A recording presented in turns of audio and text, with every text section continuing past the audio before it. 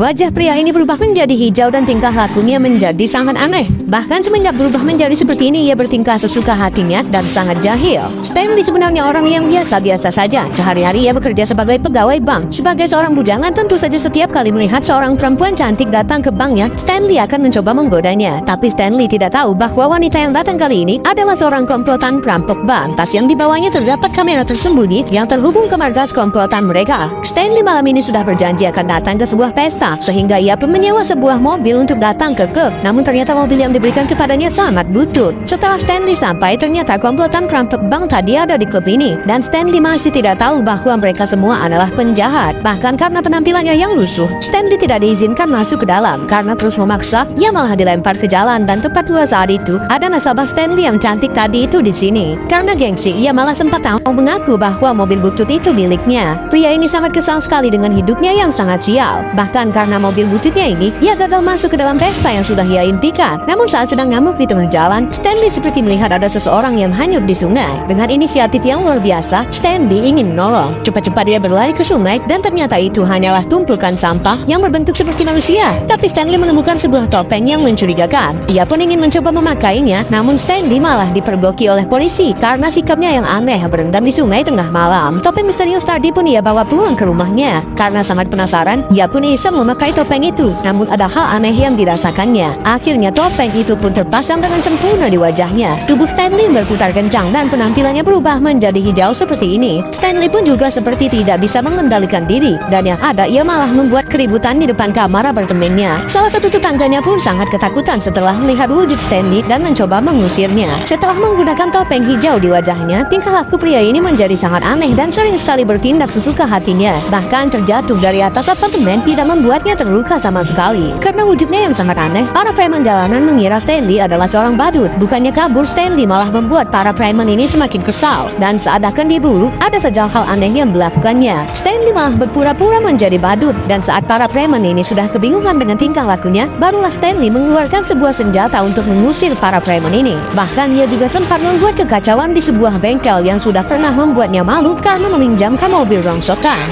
Keesokan harinya, Stanley malah tidak sadar dan lupa dengan semua kekacauan yang dibuatnya tadi malam. Topeng hijau ini pun juga sudah terlepas dari wajahnya. Namun ia dikagetkan karena ada polisi yang menggedor kamarnya dan mengatakan bahwa terjadi penembakan dan kerusuhan di apartemennya tadi malam. Melihat bekas kekacauan ini, barulah Stanley sadar bahwa semua keributan yang dibuatnya tadi malam adalah kenyataan dan bukan sebuah mimpi. Setelah sadar bahwa topeng ini adalah benda mengerikan yang bisa membuat masalah besar nantinya, Stanley pun membuangnya, namun topeng itu malah masuk kembali ke kamarnya tanpa sepengetahuan Stanley. Pria ini menggunakan kembali topeng yang bisa membuat dirinya menjadi sangat aneh dan bisa melakukan apa saja yang diinginkannya. Sebelumnya Stanley sudah membuang topeng misterius ini, namun topeng ini malah kembali ke kamarnya. Saat sedang tidur, Stanley memimpikan satu nasabah di bank tempat dia bekerja yang begitu cantik. Dan ketika Stanley sangat ingin bertemu dengan wanita itu yang bekerja di sebuah klub mewah, ia pun kepikiran untuk menggunakan lagi topeng hijau ini. Karena dengan topeng ini, Stanley bisa melakukan apapun sesukanya.